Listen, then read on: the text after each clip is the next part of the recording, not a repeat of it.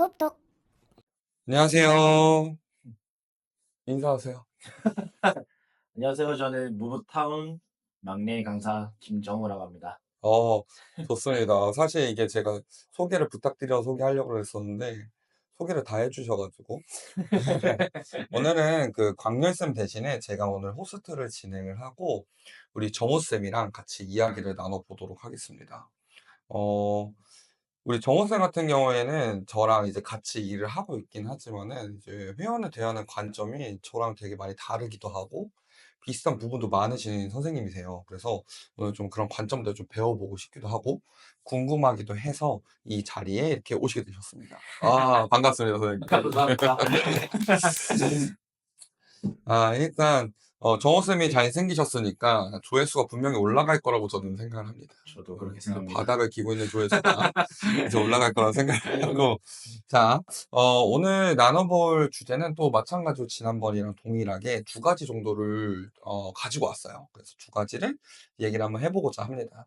정호쌤 최근에 강의를 하셨을 때 이제 어깨 강의를 온라인으로 진행하셨었잖아요. 네네. 이제 같이 보면서 제가 많이 느꼈던 게 정호쌤이랑 저랑 많이 다른 관점이, 저는 이학적인 평가를 굉장히 많이 하는 편인데 정호쌤 같은 경우는 이제 기능적 평가에 대해서 많이 이야기를 맞아요. 해주셨단 말이에요. 네. 근데 저는 이제 기능적인 평가에 대해서 잘 모르거든요. 그래서 정호쌤이 생각하셨을 때 기능적인 평가란 무엇이고, 그리고 어떤 점이 이학적인 평가와 다르고 장점이 될 수 있고 한지에 대해서 좀 설명해 주시면 좋을 것 같아요. 일단 이학적 평가라는 거는 실질적으로 병원에 가서 진단병을 받았다 라면은 굉장히 좋은 접근이 될 수도 있는데, 네, 사실 회원들이 사전에 이제 상담을 할 때 설문조사에 어깨가 그냥 아프다 혹은 뭐 발이 아프다 네, 이렇게만 적잖아요. 그쵸. 그러면 우리가 물어봅니다. 어떻게 다쳤고 혹시 병원에 진단을 받은 적 있는지. 음, 예를 들어 진단을 회전근개로 딱 받았다 하면 우리가 회전근개에 대한 이학적 평가를 바로 진행하면 되지만, 음, 사실상 어깨라만 적기도 하고, 그리고 회전계라는 그런 질환에 대해서 모른다라고 하면 우리는 처음부터 다 하나하나 접근을 해야 된다라는 그런 시간적인 한계도 사실 있는 거고, 음, 결국은 우리가 어깨를 안 아프게 만드는 게 저희의 목적이기 때문에 그런 것들에 대해서는 기능적인 평가라는 게 실생활에서 어떤 동작을 했을 때 아프고, 그래서 그 동작을 우리가 안 아프게 만드는 그런 것들을 우리가 찾아드리는 게 기능적인 평가라고 볼 수 있는 거고, 그래서 음. 그 평가를 기반으로 사실 운동을 해줘야 우리 재활센터의 개인적인 재활의 목표도 수립할 수 있기 때문에 저는 기능적 평가를 굉장히 우선시 생각을 합니다. 아, 네. 그럼 한번 정리를 조금 간단하게 해보자면은, 우리 선생님이 생각하신 기능적 평가의 자체는 이제 이학적 평가는 말 그대로 이제 병명에 의해서 나온 것도 평가하긴 좋지만은 이 사람이 가지고 있는 특성이랑 그 기능적인 부분을 고려하기는 조금 어려운 부분들이 있고, 이제 그런 부분에 맞춰서 이제 이 사람의 삶, 이 회원의 삶, 그리고 행동 반경, 그런 환경적인 요인까지 이제 포함을 했을 때 맞아요. 기능적인 평가 자체가 굉장히 유리한 평가가 될 수 있고 굉장히 빠른 접근이 될 수 있다라고 말씀해 주신 맞아요. 거죠.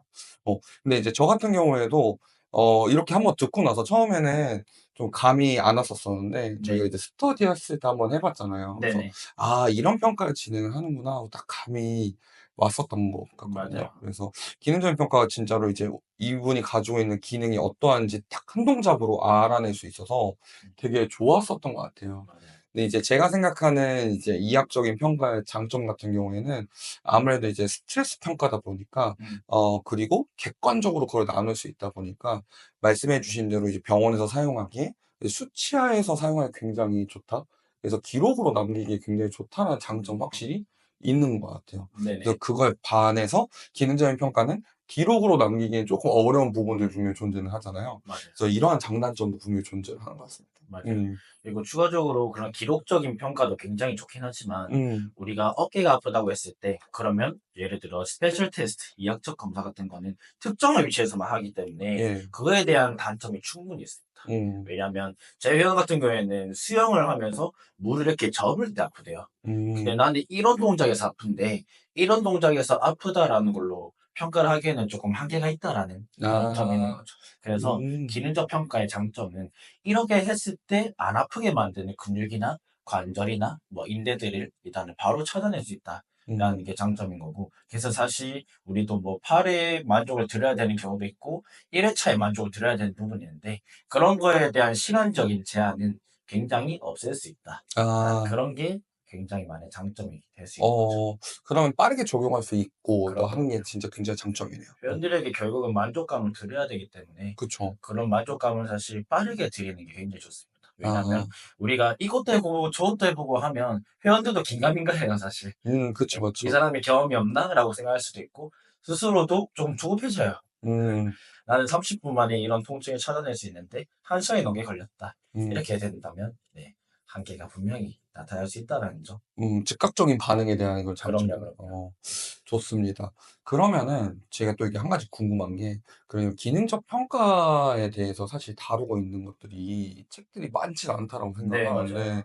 좀 정호생 같은 경우는 그 기능적인 평가에 대해서 어떻게 공부를 시작하셨고 어떤 것들 보면 좋은지 조금 추천해 주실 수 있는지 좀 음. 궁금합니다.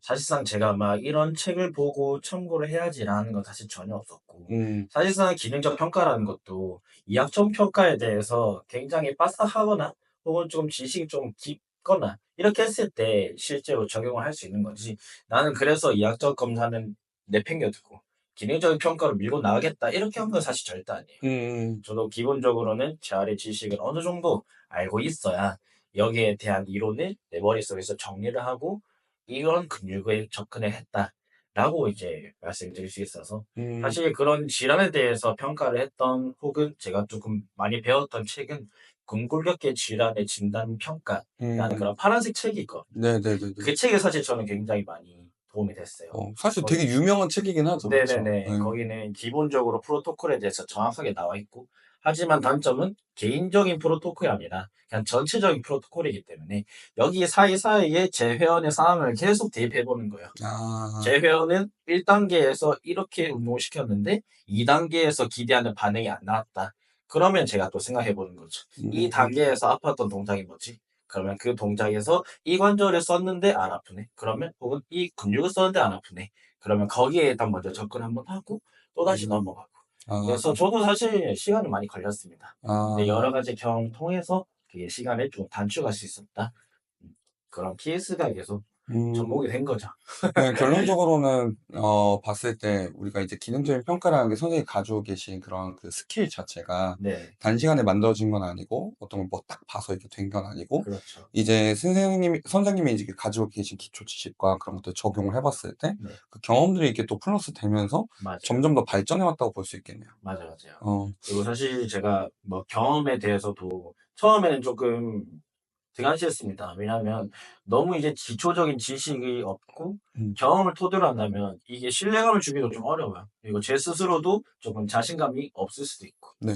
근데 그런 경험들을 저는 사실 기록들을 많이 했어요. 음. 사람들이 예를 들어 8 회차라고 하면 2 회차에 이 정도 운동을 했고 그러면 우리 봤을 척도 자각적인 통증 강도에서 10 에서 어느 정도 줄었더라. 이런 것들을 사람들마다 기록을 다 했습니다. 음. 그래서 다음에 또 이런 질환이 왔을 때 이 사람이 이렇게 운동해서 이 정도 줄었으니까 이 사람도 일단 이렇게 한번 해 보고 또 차이가 있다면은 다시 또 기록하고. 음. 그게 모이고 모아서 저거가 된 거예요. 네. 아. 그렇게 저는 좀 운동을 많이 했거든요. 맞아요. 그래서 진짜 선생님들 저희가 항상 많이 강조하는 게 역시나 사고력인데 음. 제가 이렇게 경험도 필요하고 지식들이 이렇게 합쳐져서 사고력이라는 게 생기는 것 같습니다. 그래서 선생님들도 너무 급하게 가려고 하지 마시고 어 맞아요. 많이 경험해 보시고 도전해 보시고 이제 시도를 해 보시는 게 굉장히 중요할 수 있어요.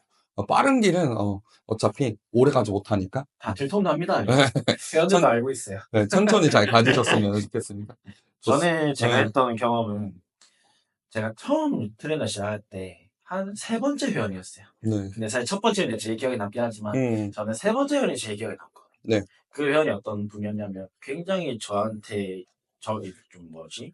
의지를 많이 하시고 그래서 저도 신나서 아는 거를 그냥 냅다 들이붓고 해서 저는 굉장히 경험이 없지만 '경험이 많게 좀 표현했다.'라고 생각했었는데 한 1 년쯤 지나니까 회원이 솔직하게 얘기하더라고요. "선생님 그때는 진짜 쪼끔 서툴고 좀 어색하고 그랬었는데 이제는 좀 괜찮은 것 같다."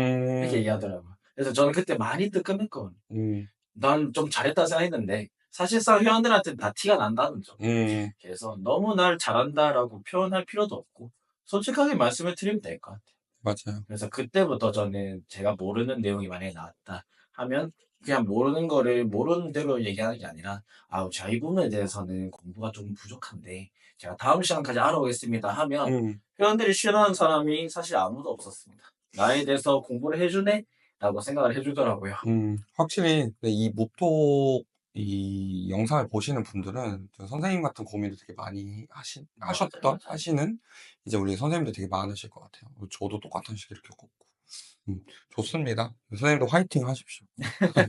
끝까지 하시면 됩니다. 부족한 부분은 지금처럼 계속 채워가시면은 분명히 더 잘하실 수 있을 거예요. 이제 다음 주제로 한번 넘어가 보면은 네. 이건 조금 더 라이트한 주제기는 해요. 네. 회원님들도 굉장히 많이 물어보시는 부분들이기도 하고 트레이너마다 얘기가 되게 많이 다른 부분이기도 하거든요. 그래서 어떤 주제냐면 벤치프레스를 할 때 후인 하강을 꼭 해야 하는가? 꼭 해야 된다면 그 이유는 무엇인가에 대한 음. 주제로 좀 선생님 생각을 좀 듣고 싶습니다. 음. 음. 저 같은 경우에는 사실 후인 하강을 첫 회차부터 시키진 않아요. 절대. 음. 시키진 않아요. 사실 절대라고 표현한 이유가 우리가 겉근육이 있을 거고 속근육이 있잖아요. 네. 속은 조금 더 안정성, 거물로 치면 철근이라고 말할 수 있고 겉근육이라면 조금 큰 움직임을 만들어내는 예를 들어 건물로 치면 음. 콘크리트라고 말할 수 있는데 후인 하강이라고 하면 사실 속에 있는 그런 근육들의 기능보다는 조금 겉에 있는 힘으로 폭발적으로 내려고 후인 하강을 하는 거기 때문에 저는 사실 그거에 대한 접근의 순서가 좀 다르다 생각해요. 아 접근의 순서가. 틀리다라는 건 절대 아니고 음. 접근의 순서 혹은 사람마다의 관점의 차이가 있으니까 나는 뭐 큰 근육 혹은 그냥 폭발적인 힘 이런 것들이 위주로 한다라고 하면 후인 하강을 해도 되지만 저 같은 경우에는 회원들을 일단 안 아프게 만드는 게 제일 중요한 목적이라고 음. 생각해요. 그렇다면 속에 있는 것들을 좀 단단하게 만들어 줘야 되는데 그랬을 때 후인 하강을 한다면 사실 접근의 시간적 차이는 좀 나타날 수 아 있다라는 점. 그 네. 그래서 제가 생각했을 때는 좀 이거는 저는 후인화가 좀 가르치는 편이기는 하거든요. 음. 근데 이게 결국엔 정도의 차이인 것 같아요. 근데 이게 네네. 진짜로 막 꽉 조여서 막 후인화가 이렇게 만든다? 이거는 숙달되고 내가 안 아픈 상태가 되고 고중량을 다룬다라고 하면 꼭 필요한 부분이지만은 그런 부분이 아니다 하면 조금 자연스러운 이 견갑면에서의 맞아요. 위치에서 이 날개뼈가 많은 면이 닿는 위치로 바꿔주는 요 음. 정도의 수준에서의 후인 하강이면 저는 괜찮다라고 생각을 하거든요. 맞아요. 아무래도 날개뼈 이렇게 조금 동그랗다 보니까 맞아요. 이 밑면이 좀 넓지 않습니까? 이 네네. 밑면이 이렇게 살짝 닿을 수 있게끔 음. 이렇게 만들어주는 위치까지는 괜찮지 않나라는 생각을 해요. 네네. 근데 저는 그 이유가 사실 지면 반발력에 있거든요. 음. 그렇게 주장하는 한 이유가 그래서 지면 반발력이 우리가 스쿼트 할 때 발의 아치를 잘 만드는 것처럼 벤치에서도 우리가 아치 자체를 허리 아치와 그리고 날개뼈 하지에 대한 이게 그 하나의 기둥처럼 딱 이렇게 유지가 되어야 이 벤치가 딱 눌렀을 때 지면 반발력에서 밀 수 있다고 생각해서 음. 좀 그 부분을 강조를 하긴 했었는데 음. 확실히 좀 지금에는 그 벤치프레스를 할 때 아프거나 자세가 조금 틀어지신 분들에 대한 컨트롤이 되게 쉽기는 하지만은 선생님처럼 쪼끔 더 접근을 했다면은 쪼끔 더 쉽게 그런 부분들을 해결을 했을 수가 있었을 것 같아요. 맞아요. 근데 저는 자세를 만들어 놓고 문제점을 이렇게 해결을 해 나가는 스타일이었다면 음. 선생님은 문제점을 해결하면서 자세를 배워가는 스타일이기 맞아요, 때문에 맞아요. 어떻게 보면 정우쌤 스타일이 더 빠르지 않았을까? 라는 음. 생각합니다. 맞아요. 음. 그리고 후인 하강의 그런 관점과 저의 관점의 또 차이는 뭐냐면 음. 후인 하강은 완전한 이완을 이용하고 그다음에 수축은 쪼끔 짧게 가져가거나 혹은 수축하는 시간적인 그런 여유가 좀 없다라고 하면 음. 저 같은 경우에는 이완은 사실 조금 적게 합니다. 그 대신 수축의 길이를 좀 더 길게 가져가는 거예요. 음. 그러면 결론적으로는 근육의 길이 변화는 똑같단 말이에요. 여기서 시작한다면 이완은 이 정도 하고 수축 이 정도. 저는 이완 이 정도 하고 수축 이 정도. 음. 그러면 결국은 똑같은 양이지 않습니까? 네. 네. 그래서 근육의 길이의 변화는 특히 신경 안 써도 된다. 음. 이렇게 생각을 할 수도 있는 거고 네. 그리고 많이 뒤로 젖히게 되면 결국은 날개뼈도 모이기도 하거든요. 그러면 이 날개뼈가 뭐 찝힌다라고 생각하시는 분들 혹은 통증 있는 분들 그런 분들한테 접근하기에는 좀 어려운 부분이 있다. 음, 그래서 날개뼈를 좀 더 펼쳐두고 좀 더 속에는 정각을 사용하면서 밀어낸다. 음, 라고 하면 이 벤치프레스의 기능도 사실 똑같게 적용이 되긴 한단 말이에요. 네. 그러면 속근을 더 쓸 수 있고. 결국은 사실 나중에는 저도 후위 나가면서 큰 폭발적인 힘을 내게 가르치긴 해요. 사실 젊은 남자 같은 경우에는 스탠다드에 벤치를 하고 싶거든요. 그쵸, 그쵸. 그러면 시켜줘야 돼. 그쵸, 그쵸.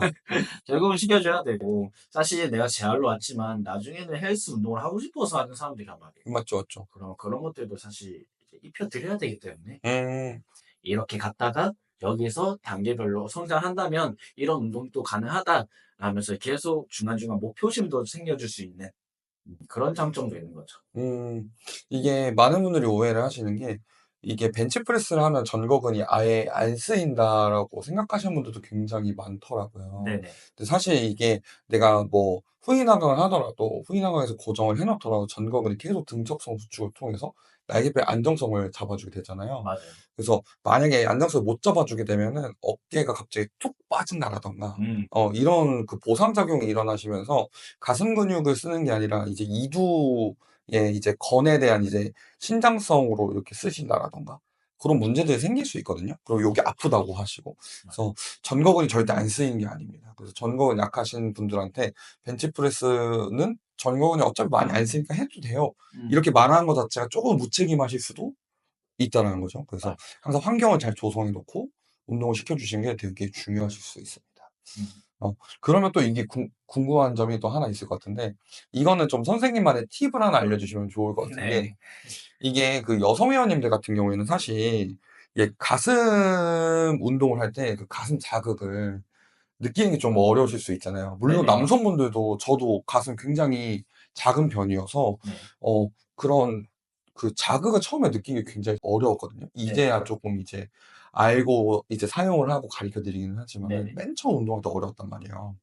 그래서 쌤만의 좀 이렇게 했을 때 가슴에 자극이 잘 오고 알려드릴 수 음. 있다. 그 자극의 느낌을 알려줄 음. 수 있는 그런 팁 좀 있을까요? 어.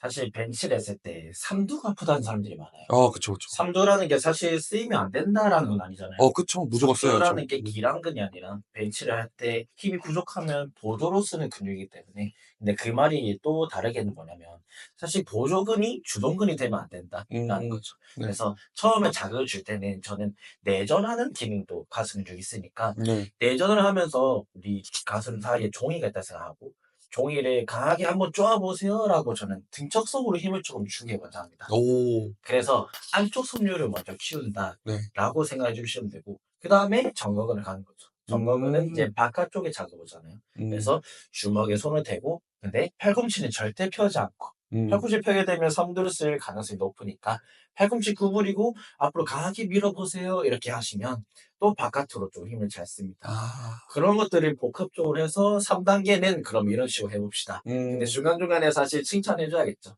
음. "이것도 잘 쓰네. 이것도 잘 쓰네." 그러면 "이건 사실 제 계획이 없었는데 오늘 휴가적으로 그럼 푸시까지 해 봅시다." 이렇게 음. 하면 기분도 사실 드릴 수 있고 그쵸, 그쵸. 효과도 드릴 수 있고 아. 사실 저는 그렇게 좀 컨트롤을 많이 하는 것 같아요. 어. 굉장히 이 사람에 대한 운동적인 기능을 키우는 것도 굉장히 중요하지만 사실 이 공간이 싫어지면 안 되거든요, 운동하는 음. 공간이. 운동하는 공간을 먼저 좋게 만들려면 기분도 사실 챙겨 드려야 된다. 맞아, 맞아. 그렇게 플러스로 가져가는 거죠. 맞아. 얘는 우리가 어쨌든 서비스업이기 때문에 맞아요. 어쩔 수 회원님의 없어.